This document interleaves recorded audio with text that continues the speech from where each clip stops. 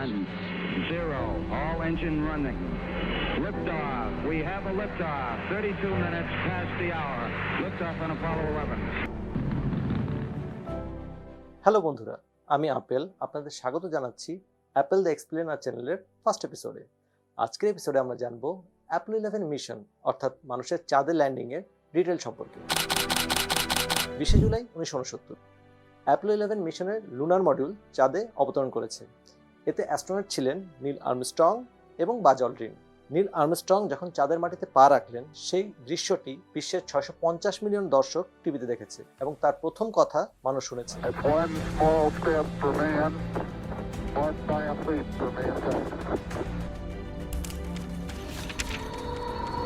কিন্তু এটা কি সত্যি ঘটেছে? আজ 50 বছরের বেশি সময় পার হয়ে গেছে। ইভেন যদি আমি এক্সাক্ট ক্যালকুলেট করি তাহলে প্রায় 54 বছর। কিন্তু আপনি আপনার আশেপাশে অনেক মানুষকেই জিজ্ঞেস করে দেখবেন, আপনার আশেপাশে অনেক মানুষই আছে তারা হয়তো বিশ্বাসই করতে চাবে না যে মানুষ সত্যি চাঁদে গিয়েছে। তারা অনেকেই এটাকে আমেরিকার প্রহসন বলে মনে করে। তারা অনেকেই মনে করে আমেরিকা এই পুরো ঘটনাটিকে পৃথিবী কোথাও শুট করেছে এবং মানুষকে বোকা বানিয়েছে। আর যদি তাই না হয় তাহলে চাঁদের মাটিতে আমেরিকার পতাকা বাতাসে নড়ে কিভাবে, যেখানে কোনো বাতাস নেই? কিংবা যে অ্যাস্ট্রোনটরা গিয়েছেন সেখানে তাদের ছবি বা কি তুলল? এই ধরনের অনেক রকম প্রশ্ন আছে মানুষের মাঝে। কিন্তু এই ঘটনাগুলোর সত্যতা কি? আসুন আজকের এপিসোডে এই গল্পটি বোঝার চেষ্টা করি। 3, 2, 1, 0. All Things, not because they are easy, but because Tranquility Base here. The Eagle has landed. we choose to go to the moon in this decade and do the others. They are hard. Houston, we see you on a stereo, over. That's one small step for man, one giant leap for mankind. বন্ধুরা, Apple 11 মিশনের পিছনের আসল কারণ ছিল একটি যুদ্ধ। ওই সময় সোভিয়েত ইউনিয়ন এবং আমেরিকার মধ্যে শীতল যুদ্ধ চলছিল। এই দুটি দেশ মহাকাশ প্রতিযোগিতায় লিপ্ত ছিল। 1957 সালে সোভিয়েত ইউনিয়ন প্রথম কৃত্রিম উপগ্রহ লঞ্চ করে। এর নাম ছিল স্পুটনিক 1। এটি ছিল ফার্স্ট ম্যানমেড অবজেক্ট যেটা পৃথিবীর অরবিটে স্থাপন করা হয়েছিল। এই পুরো ঘটনাটি আমেরিকাকে হতবাক করে দেয়। কয়েক মাস পর 1958 সালে আমেরিকাও তাদের স্যাটেলাইট লঞ্চ করে। কিন্তু 3 বছর পর 1961 সালে আমেরিকা আরেকটি বড় ধাক্কা খায় সোভিয়েতদের কাছ থেকে। কারণ ওই সময় সোভিয়েত মহাকাশচারী ইউরি গ্যাগারিন প্রথম ব্যক্তি হয়ে ওঠেন মহাকাশে যাওয়ার জন্য। সোভিয়েতরা আবার আমেরিকাকে হারায়। এক সপ্তাহ পর আমেরিকার তৎকালীন president doctor John F Kennedy তার ভাইস প্রেসিডেন্টকে এই বিষয়ে একটি চিঠি লেখেন। 20 এপ্রিল 1961 তিনি ভাইস প্রেসিডেন্টকে জিজ্ঞেস করলেন কিভাবে তারা সোভিয়েত ইউনিয়নকে হারাতে পারে। By putting a laboratory in space or by a trip around the moon? Are we working 24 hours a day on existing program? If not, why not? Are we making maximum effort? আমরা এমন কি করতে পারি যা নাটকীয় ফলাফল তৈরি করতে পারে এবং আমরা সোভিয়েতকে হারাতে পারি? এবং এর উত্তর কিছুদিনের মধ্যেই তিনি পেলেন। কারণ খুব শীঘ্রই তিনি বুঝতে পারলেন সবচেয়ে বড় পদক্ষেপ হবে চাঁদে মানুষকে পাঠানো। 1961 সালের 25 মে তিনি তার বিখ্যাত ভাষণে পৃথিবীকে কমিটমেন্ট করলেন যে এই দশক শেষ হওয়ার আগেই তিনি মানুষকে চাঁদে পাঠাবেন। এবং শুধু তাই নয়, তিনি এটাও কমিটমেন্ট করলেন যে তিনি তাদের সেফলি পৃথিবীতে ফিরিয়েও নিয়ে আসবেন। Before this decade is out, of landing a man on the moon and returning him safely to the earth. অনেকের জন্য এটি একটি আনবিলিভেবল ঘোষণা ছিল। জাস্ট ইমাজিন বন্ধুরা, 1961 ওই সময় কোনো স্মার্টফোন ছিল না, কোনো জিপিএস টেকনোলজি ছিল না, কম্পিউটারগুলো অনেক পুরনো ছিল। আর সে সময় তিনি মানুষকে কমিটমেন্ট করছেন যে তিনি মানুষকে সেফলি চাঁদে পাঠাবেন এবং ফিরিয়েও নিয়ে আসবেন। সমগ্র মহাকাশ সংস্থা নাসা শুধুমাত্র এই একটি লক্ষ্য পূরণের জন্য কাজ করেছে। 1963 সাল থেকে 1967 সাল পর্যন্ত অনেকগুলো রকেট টেস্ট করা হয়েছিল। ওই সব রকেটগুলো আনম্যান্ড ছিল। 1967 সালের ফেব্রুয়ারিতে প্রথম মনুষ্যবাহী রকেট লঞ্চ করা হয়। এটি ছিল অ্যাপল 1 মিশন। কিন্তু পৃথিবীতে টেস্টের সময় এতে আগুন লেগে যায় এবং এতে যে 3জন মহাকাশচারী ছিল তারা প্রত্যেকেই মারা যান। এই ট্র্যাজিক ঘটনার পরও নাসা কিন্তু থেমে থাকেনি। তার এরপর আবার মিশন লঞ্চ করে, যেমন অ্যাপল 4, অ্যাপল 5, অ্যাপল 6 সবই ছিল মানুষবিহীন মিশন। আরও টেস্টের জন্য 1968 সালের অক্টোবরে তারা অ্যাপল 7 মিশন লঞ্চ করে এবং এটা ছিল প্রথম তাদের মানুষবাহী মহাকাশ যাত্রা এবং ইট ওয়াজ সাকসেসফুল। এর ঠিক 2 মাস পর অর্থাৎ 1968 সালের ডিসেম্বরে অ্যাপল 8 মিশন লঞ্চ হয়েছিল, যেখানে 3 অ্যাস্ট্রোনটকে চাঁদের খুব কাছে পাঠানো হয়েছিল। এতে লুনার মডিউলের পরীক্ষা করা হয়, অর্থাৎ মহাকাশযানের যেই অংশটি চাঁদে আসলে অবতরণ করতে যাচ্ছিল সেটার পরীক্ষা হচ্ছিল। এবং এর ঠিক 2 মাস পর অর্থাৎ 1969 সালের মে মাসে অ্যাপল 10 মিশন লঞ্চ হয়েছিল। এই মিশনে ওই 3জন নভোচারী সবগুলি স্টেপ করেছিল যেগুলো অ্যাপল 11 মিশনে করা হবে, শুধুমাত্র চাঁদে নামা ছাড়া। কেন নাসা একের পর এক মিশন লঞ্চ করছিল শুধুমাত্র চাঁদে যাওয়ার জন্য, তাদের এই মিশনকে সাকসেসফুল করার জন্য, এবং অবশেষে 1969 সালের 16 জুলাই অ্যাপল 11 মিশন লঞ্চ হয়। 2, 1, 0, all engine running. Liftoff. We have a liftoff. 32 minutes past the hour. Liftoff on Apollo 11. 3 John astronaut এই মিশনের অংশ ছিল। 38 বছর বয়সী কমান্ডার নীল আর্মস্ট্রং, যিনি এই মিশন লিড দেন, কমান্ডার মডিউলের পাইলট মাইকেল কলিন্স এবং লুনার মডিউলের পাইলট এডউইন বাজ অল্ড্রিন। এই তিনটি নাম ইতিহাসের পাতায় স্মরণীয় হয়ে থাকবে। এই অ্যাপোলো 11 মিশনের মহাকাশযানের তিনটি প্রধান অংশ ছিল: কমান্ড মডিউল, সার্ভিস মডিউল এবং লুনার মডিউল। প্রথম দুটি সমষ্টিগতভাবে সিএসএম নামে পরিচিত, কমান্ড এবং সার্ভিস মডিউল। তাদের লক্ষ্য ছিল লুনার মডিউলটি সিএসএম থেকে ডিটাচ হয়ে চাঁদে অবতরণ করবে এবং পরবর্তীতে এটি আবার ফিরে এসে সিএসএম এর সাথে যুক্ত হয়ে মহাকাশচারীদের পৃথিবীতে ফিরিয়ে নিয়ে আসবে। এই মহাকাশযানটি লঞ্চের জন্য একটি স্যাটার্ন V5 রকেট ব্যবহার করা হয়েছিল। লঞ্চের আগে রকেটটিতে বোঝাই করা হয় 1 মিলিয়ন গ্যালন কেরোসিন, তরল অক্সিজেন এবং তরল হাইড্রোজেন। এই সময়ে রকেটের ওজন ছিল 3 মিলিয়ন কেজি এবং রকেটটি 10 মিনিটেরও কম সময়ে পৃথিবীর কক্ষপথে পৌঁছায়। তারপর তারা পৃথিবীর অরবিটে প্রায় 1.5 চক্কর আবর্তন করেছিল। এরপর তাদের মিশন কন্ট্রোল, যেটা পৃথিবীতে অবস্থান করছিল, সেখান থেকে তাদের পারমিশন দেওয়া হয় যেন তারা ট্রান্সলুনার ইনজেকশন শুরু করে, অর্থাৎ মহাকাশযানটি পৃথিবীর কক্ষপথ থেকে চাঁদের কক্ষপথের দিকে নিয়ে যাওয়া হয়। যদিও লঞ্চের মাত্র 5 ঘন্টার মধ্যে এই ঘটনাগুলো ঘটে, কিন্তু চাঁদে পৌঁছাতে বেশ কয়েকদিন লেগেছিল এবং এই সময়টা তারা অপেক্ষা করে, খাওয়া দাওয়া করে, ঘুমিয়ে, নিজেদের ও চারপাশের ছবি তুলে অতিবাহিত করে। অতঃপর 19 জুলাই 1969 প্রায় 4 লক্ষ কিলোমিটার ভ্রমণের পর অ্যাপোলো 11 মহাকাশযান চাঁদের কক্ষপথে পৌঁছায়। এখানে এটি দুটি ভাগে বিভক্ত হওয়ার সময় হয়েছিল, অর্থাৎ সিএসএম মানে কমান্ড এবং সার্ভিস মডিউল থেকে লুনার মডিউলকে আলাদা হতে হতো। মাইকেল কলিন্স মহাকাশযানটির কমান্ড মডিউলের দায়িত্বে ছিলেন এবং এই অংশটির ডাকনাম ছিল কলম্বিয়া এবং লুনার মডিউলের ডাকনাম ছিল ঈগল। এই লুনার মডিউলে নীল আর্মস্ট্রং এবং বাজ অল্ড্রিন ছিলেন।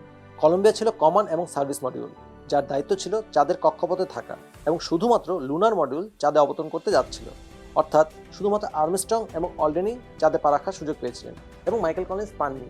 যদিও তিনি অ্যাপোলো 11 মিশনের অংশ ছিলেন, কিন্তু তিনি চাঁদে পা রাখার সুযোগ পাননি। তবু এই মিশনে মাইকেল কলিন্সের গুরুত্ব হয়তো সবচেয়ে বেশি ছিল, কারণ সিএসএমটি পুনরায় লুনার মডিউলে সংযুক্ত হওয়ার কথা ছিল। মাইকেল কলিন্স না থাকলে নীল আর্মস্ট্রং এবং বাজ অল্ড্রিন কখনোই পৃথিবীতে ফিরে আসতে পারতেন না।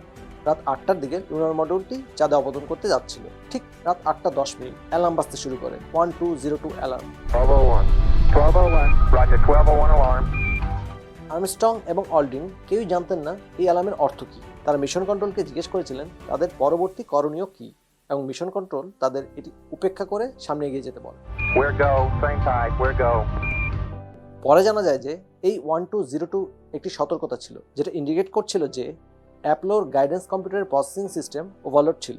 তবে ফরচুনেটলি কম্পিউটারটি এমনভাবে ডিজাইন করা হয়েছিল যে সিস্টেমটি ওভারলোড হওয়ার পরও মিশনের জন্য যেগুলো গুরুত্বপূর্ণ প্রোগ্রাম ছিল সেগুলো সচল থাকবে।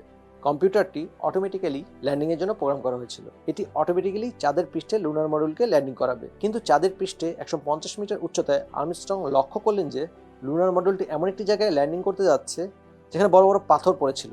তখন তিনি লুনার মডিউলের কন্ট্রোল নিজের হাতে নেন এবং যে জায়গায় তাদের নামার কথা ছিল সেই স্পট থেকে প্রায় 4 মাইল দূরে একটি জায়গায় ল্যান্ডিংয়ের সিদ্ধান্ত নেন। ওই সময় 8:16 বাজ অল্ড্রিন ফুয়েল ইন্ডিকেটর চেক করে। মাত্র 5% জ্বালানি অবশিষ্ট ছিল। জ্বালানির নিম্ন স্তর দেখে মিশন কন্ট্রোল একটি কাউন্টডাউন নির্ধারণ করে, এটা ঠিক করার জন্য যে তাদের ল্যান্ডিং করা উচিত হবে কি উচিত হবে না। 3.5 down, 9 forward. 5%. How many bites? And we're critical fuel state, and that's why the 60-second call was given, and then the 30-second call. অবশেষে আক্ষরিক অর্থে মাত্র 30 সেকেন্ড বাকি থাকা অবস্থায় নীল আর্মস্ট্রং পৃথিবীতে একটি বার্তা পাঠিয়েছে। Listen,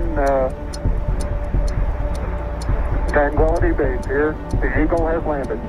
Roger, Tranquility. তারপর নীল আর্মস্ট্রং লুনার মডেল থেকে নেমে চাঁদের মাটিতে পা রাখলেন। এই মুহূর্তটি টেলিভিশনের প্রায় 650 মিলিয়ন মানুষ দেখেছে। তার প্রথম কথা সারা বিশ্বে টেলিভিশনে প্রচারিত হয়েছে। That's one small step for man, one giant leap for mankind. বাজ অল্ড্রিন এরপর তাকে অনুসরণ করলেন এবং পরবর্তী প্রায় 2.5 ঘন্টা সময় ধরে তারা চাঁদের ধুলো এবং পাথরের নমুনা সংগ্রহ করেছিলেন, ছবি তোলা ও পাশাপাশি বেশ কিছু বৈজ্ঞানিক যন্ত্র সেট আপ করেছিলেন।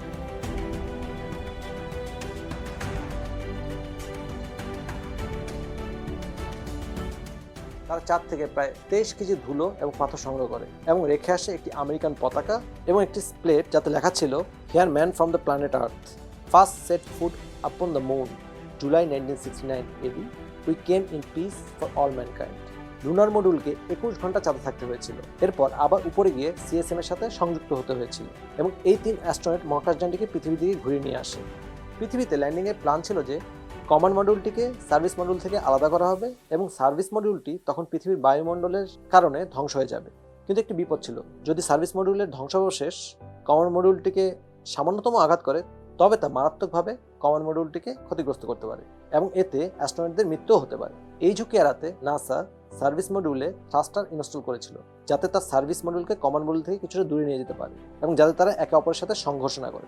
কিন্তু মহাকাশচারীরা যখন পৃথিবীতে ফিরছিলেন তখন তারা খেয়াল করলেন থ্রাস্টার লাগানো ছিল, সেগুলো কাজই করছে না। 3 মহাকাশচারী কমান্ড মডিউলে বসে বসে দেখতে পাচ্ছেন যে তাদের খুব কাছেই সার্ভিস মডিউলটি কীভাবে ধ্বংস হচ্ছে এবং এর টুকরোগুলো তাদের চারপাশে কীভাবে ভেসে বেড়াচ্ছে এবং এদের একটি টুকরাও যদি তাদের কমান্ড মডিউলটিকে আঘাত করে তাহলে তাদের পৃথিবীতে ফিরে আসা অসম্ভব হয়ে যাবে। কিন্তু এটি একটি অলৌকিক ঘটনাই ছিল যে একটি ভাঙা টুকরাও কমান্ড মডিউলটিকে আঘাত করেনি এবং তারা খুব সেফলি পৃথিবীতে ফিরে আসতে পেরেছিলেন।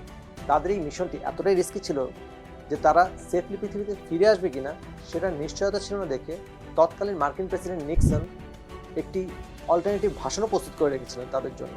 Fate has ordained that the man who went to the moon to explore in peace will stay on the moon to rest in peace.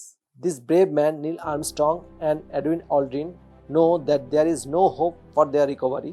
These 2 men are laying down their lives in mankind's most noble goal, the search for truth and understanding. But thankfully এটার প্রয়োজন হয়নি। Command মডিউলটি নিরাপদে পৃথিবীর বায়ুমণ্ডলে ফিরে এসেছিল, প্যারাসুটগুলি ঠিকমতো ডিপ্লয়েড করেছিল এবং এটি একটি সমুদ্রে নেমেছিল ও 3 জন অ্যাস্ট্রোনট জীবিত নিরাপদ ছিলেন। এটি সত্যি একটি অলৌকিক ঘটনা ছিল যে তারা জীবিত ফিরে আসতে পেরেছিলেন। মিশনটি যেভাবে পরিকল্পনা করা হয়েছিল ঠিক সেভাবেই সবকিছু হয়নি। প্রায় প্রতিটি পদক্ষেপেই তাদের অনেক বড় বড় সমস্যার সম্মুখীন হতে হয়েছে। তারা সফলভাবে সমস্যাগুলো মোকাবিলা করেছে এবং তারা জীবিত পৃথিবীতে ফিরে এসেছে। তাদের সমুদ্র থেকে রেস্কিউ করার পর এই 3 জন অ্যাস্ট্রোনটকে 2 সপ্তাহের জন্য কোয়ারেন্টিনে রাখা হয়। অ্যাপেল 11 মিশনের চাঁদে অবতরণ বিশ্বব্যাপী সংবাদপত্রের শীর্ষ সংবাদ ছিল। মার্কিন প্রেসিডেন্ট কেনেডির যে প্রতিশ্রুতি ছিল দশকের শেষের আগে চাঁদে মানুষ পাঠাবো তা নাসা করে দেখিয়েছে। In 1969, the public had little reason to question mankind's historic first step on the moon. After all, the achievement was a celebration of technological supremacy. America had finally won the space race. কিন্তু এটা কি খুব সন্দেহজনক নয় যে দশকটি 1970 শেষ হতে চলেছে, তার ঠিক 1 বছর আগেই আমেরিকা চাঁদে মানুষকে পাঠালো? এটা কি হতে পারে না? শীতল যুদ্ধে এগিয়ে থাকার জন্য আমেরিকা এই পুরো ঘটনাটিকে সাজিয়েছে এবং পৃথিবীর কোথাও চিত্রিত করেছে যাতে তারা এই যুদ্ধে এগিয়ে থাকতে পারে। বন্ধুরা, এই কথাগুলো যেগুলো আমি বললাম এগুলো অনেকগুলো কনস্পিরেসি থিওরির মধ্যে একটি, যেগুলো অলরেডি ডিবাঙ্ক করা হয়েছে। এটি যদি আমেরিকা দ্বারা মানুষকে বোকা বানানোর জন্য কোনো অ্যাটেম্প্ট হতো তাহলে সোভিয়েতরা কখনোই সেটা মেনে নিত না। কিন্তু 1970 থেকে 1979 সালের মধ্যে প্রকাশিত গ্রেট সোভিয়েত এনসাইক্লোপিডিয়ার 3য় সংস্করণে এই মুন ল্যান্ডিংকে একাধিকবার সত্য বলা হয়েছে। সোভিয়েত নিবন্ধে এমনকি লেখা হয়েছে যে অ্যাপোলো ল্যান্ডিং ছিল মহাকাশ যুগের 3য় ঐতিহাসিক ঘটনা। প্রথম ছিল 1957 সালে স্পুটনিক উৎক্ষেপণ, দ্বিতীয় ছিল 1961 সালে ইউরি গ্যাগারিনের ফ্লাইট, আর তৃতীয় চাঁদে অবতরণ। অর্থাৎ সোভিয়েত ইউনিয়ন আসলেই এটা স্বীকার করেছিল। কিন্তু তারপর ওই পতাকার কি হলো যেটা বাতাসে নড়ছিল? এটি একটি বিশেষভাবে ডিজাইন করা পতাকা ছিল। সাধারণ পতাকার একটি ভার্টিক্যাল রড থাকে, তবে এর মধ্যে একটি হরিজন্টাল রডও ছিল ঠিক পতাকার উপরের অংশে, যাতে পতাকা সবসময় সোজা হয়ে থাকতে পারে। কারণ নাসাতে কর্মরত সবাই জানতেন যে চাঁদে যেহেতু কোনো বাতাস নেই, সাধারণ পৃথিবীতে যে পতাকা উড়ানো হয় সেই ধরনের পতাকা যদি চাঁদে পাঠানো হয় তাহলে সেটা কখনোই সোজা হয়ে থাকবে না। এর জন্য এই ফ্ল্যাগটিকে একটু বিশেষভাবে তৈরি করা হয়েছিল। কিন্তু অ্যাপোলো 11 মিশনে এই পতাকার হরিজন্টাল রডকে এক্সটেন্ড করতে কিছু সমস্যা হচ্ছিল, আর তাই এটা ঠিকমতো এক্সটেন্ড করা যায়নি, যার ফলে আমরা পতাকায় ভাঁজ এবং ঢেউ দেখতে পাই। আর সেজন্য মানুষ মনে করে পতাকা উঠছে, কিন্তু অ্যাকচুয়ালি পতাকাটি উঠছে না। শুধুমাত্র ওই ভিডিওতে আপনি পতাকা নড়া দেখতে পাচ্ছেন যেখানে মহাকাশচারীরা এটি ধরে রেখেছে এবং এটিকে সরিয়ে দিচ্ছে। এর কারণ হলো পতাকার অ্যালুমিনিয়াম রড স্প্রিং হিসেবে কাজ করছিল, তাই পতাকাটি কিছুক্ষণ নড়াচড়া করে তারপর স্থির হয়ে যায়। আরেকটি জনপ্রিয় কনস্পিরেসি থিওরি হচ্ছে আর্মস্ট্রং এবং অলড্রিন যে ছবি তুলেছেন তাতে তাদের পিছনে তারা দেখা যায় না কেন? এর উত্তরও খুব সহজ বন্ধুরা। মুন ল্যান্ডিং দিনের আলোয় হয়েছিল, অর্থাৎ তখন সূর্যের আলো চাঁদের উপর সরাসরি পড়ছিল। এবং যে সাদা স্পেস স্যুট অ্যাস্ট্রোনটরা পরেছিলেন তা খুবই প্রতিফলিত ছিল। আর তাছাড়া তখনকার ক্যামেরাগুলো অতটা হাই রেজলিউশনের ছিল না।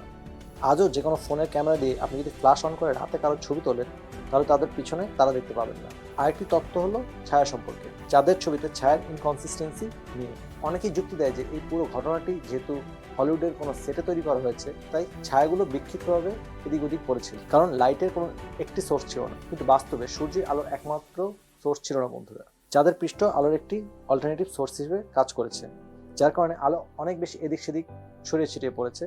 এর কারণে ছায়াগুলো এত উদ্ভট দেখায়। আরও একটি প্রশ্ন ওঠে, বাজ অলড্রিনের যে ছবি নীল আর্মস্ট্রং তুলেছেন তাতে নীল আর্মস্ট্রং এর রিফ্লেকশন দেখা যায়, কিন্তু তার হাতে কোনো ক্যামেরা দেখা যায় না। এটা কেন? কারণ তিনি ক্যামেরা হাতে নিয়ে রাখেননি, বরং ক্যামেরাটি তার স্যুটে লাগানো ছিল এবং সেখান থেকে তিনি এটি কন্ট্রোল করতে পারেন। কিন্তু তারপর লুনার মডেল থেকে নেমে আসার সময় নীল আর্মস্ট্রং এর ছবি কে তুলেছিল? আবার একটি সহজ প্রশ্ন বন্ধুরা। লুনার মডেলে একাধিক ক্যামেরা ইনস্টল করা ছিল, কিন্তু এসব ভুয়া থিওরি থেকে আমরা যদি সরে এসে প্রকৃত সমালোচনার কথা বলি তাহলে সবাই কিন্তু মুন ল্যান্ডিংয়ের পক্ষে ছিলেন না। মুন ল্যান্ডিংয়ের অনেক আগে থেকেই অনেক মানুষ এর সমালোচনা করেছে। 1962 সালের জানুয়ারিতে নিউ ইয়র্ক টাইমস একটি আর্টিকেল পাবলিশ করে। সেখানে তারা প্রকাশ করেছে যে চাঁদে যেতে যে অর্থ ব্যয় করা হচ্ছে তা দিয়ে কমপক্ষে 75 থেকে 120টি হার্ভার্ড আকারের বিশ্ববিদ্যালয় তৈরি করা যেতে পারে। অর্থাৎ আমাদের কি এত টাকা খরচ করে চাঁদে যাওয়া উচিত, নাকি আমেরিকার প্রতিটি স্টেটে একটি করে হার্ভার্ডের মতো বিশ্ববিদ্যালয় তৈরি করা উচিত? বেসিক্যালি মেইন ক্রিটিসিজমের পয়েন্ট ছিল ওই সময় দেশে অনেক ধরনের সমস্যা চলছিল, শিক্ষা, আয় বৈষম্য ইত্যাদি। আর তাছাড়া আমেরিকাও তখন ভিয়েতনাম যুদ্ধের ফলভোগ করছিল। তাহলে এর মধ্যে এত টাকা কেন খরচ করা হলো? কিন্তু বাস্তবে চাঁদে অবতরণের অনেকগুলো হিডেন বেনিফিট ছিল, যেগুলো কেউ ওই সময় কল্পনাও করতে পারেনি। যেমন কম্পিউটার চিপসের অগ্রগতি। 1962 সালে মাইক্রোচিপস আবিষ্কারের মাত্র 3 বছর হয়েছিল এবং আইবিএম সিদ্ধান্ত নিয়েছিল যে 1960 সালের সময় তারা এই চিপসগুলোকে কম্পিউটারে খুব একটা ব্যবহার করবে না। কিন্তু নাসা থেকে যেহেতু অনেক ডিমান্ড ছিল ইন্টিগ্রেটেড সার্কিট কেনার ব্যাপারে, তাই আইবিএমও তাদের লক্ষ্য পরিবর্তন করে। এত চাহিদার কারণে পরবর্তী 5 বছরে এর দাম 90%-এরও বেশি কমেছে। আর এভাবেই টেকনোলজিক্যাল গ্রোথ খুব বেশি বেড়েছে মুন ল্যান্ডিং এর পর থেকে। কিন্তু তা সত্ত্বেও অ্যাপেল 11 মিশনের মাত্র 3 বছর পরে সর্বশেষ চাঁদ অভিযান অর্থাৎ অ্যাপোলো 17 মিশন লঞ্চ হয়েছিল। এরপর 50 বছরের বেশি সময় হয়ে গেছে, কিন্তু এখন পর্যন্ত কেউ আর চাঁদে যায়নি। সম্ভবত এটাই বোঝায় যে এই প্রোগ্রামটা কতটা ব্যয়বহুল ছিল। 4 লাখেরও বেশি ইঞ্জিনিয়ার, সায়েন্টিস্ট, টেকনিশিয়ান এই প্রজেক্টটিতে কাজ করেছে। তৎকালীন মার্কিন ডলারের হিসেবে $24 বিলিয়ন এই প্রজেক্টটিতে খরচ হয়েছে, যা আজকের হিসেবে 100 বিলিয়নের বেশি দাঁড়ায়। প্রথম দিকে শুধুমাত্র জার্নালিস্টরা সমালোচনা করলেও 1972 সাল নাগাদ সাধারণ মানুষের যে ফ্যাসিনেশন ছিল চাঁদ নিয়ে, চাঁদের ল্যান্ডিং নিয়ে, সেটা কেটে যায় এবং তারাও এর সমালোচনা শুরু করে। এর কারণ হচ্ছে ভিয়েতনাম যুদ্ধ যতটাই অগ্রসর হচ্ছিল সাধারণ মানুষের সমস্যা ততই বাড়ছিল। Thousands of demonstrators opposed to the Vietnam War assembled in the nation's capital for a mass protest. তখন তারা মহাকাশ কর্মসূচিকে বিশাল অর্থের অপচয় হিসেবে দেখছিল। যদিও নাসার পরিকল্পনা ছিল অ্যাপোলো 20 পর্যন্ত মিশন চালানো, নাসার অর্থায়ন বন্ধ হয় এবং নাসা এই প্রোগ্রামটি অফ করে। 2017 সালে সাবেক মার্কিন প্রেসিডেন্ট ডোনাল্ড ট্রাম্প ঘোষণা করেন যে তিনি এই প্রোগ্রামে আবার তহবিল প্রদান করবেন এবং 2024 সালের মধ্যে আবার মানুষকে চাঁদে পাঠাবেন। Returning American astronauts to the moon for the first time since 1972 for long-term exploration and use this time. কিন্তু পরে তিনি তার স্টেটমেন্ট চেঞ্জ করেন এবং বলেন যে নাসার উচিত চাঁদে না ফোকাস করে মঙ্গলে ফোকাস করার জন্য। কিন্তু এরপরও 50 বছর পার হয়ে গেল, নাসা আবার প্ল্যান করছে চাঁদে মানুষ পাঠানোর। তাদের নতুন আর্টেমিস প্রোগ্রাম আবার মানুষবিহীন রকেট দিয়ে পরীক্ষা শুরু করবে। কিন্তু নাসা পরিকল্পনা করছে যে 2025-26 সালের মধ্যে তারা প্রথম নারীকে চাঁদে পাঠাবে। সুতরাং একটি কথা নিশ্চিতভাবেই বলা যায় যে এই দশক শেষ হওয়ার আগেই আমরা হয়তোবা চাঁদে মানুষকে আবার যেতে দেব। আপনি আশা করি আপনাদের এই ভিডিওটা ভালো লেগেছে, ইনফরমেটিভ লেগেছে, এবং যদি তাই হয় আমি এক্সপেক্ট করবো এই ভিডিওটি আপনি আপনার পরিচিত যে কোনো স্টুডেন্টদের মধ্যে ছড়িয়ে দিন। আর সবার শেষে আমি আপনাকে আমাদের এই ভিডিওর স্পন্সরের সাথে পরিচয় করে দিতে চাই। আমাদের এই ভিডিওর স্পন্সর ব্র্যান্ড এম্বাসেডর হচ্ছে, আমাদের এই ভিডিওর ব্র্যান্ড স্পন্সর হচ্ছে আমার এই বিড়াল, যার নাম হচ্ছে ডোরা। ডোরা হাই দাও, টাটা।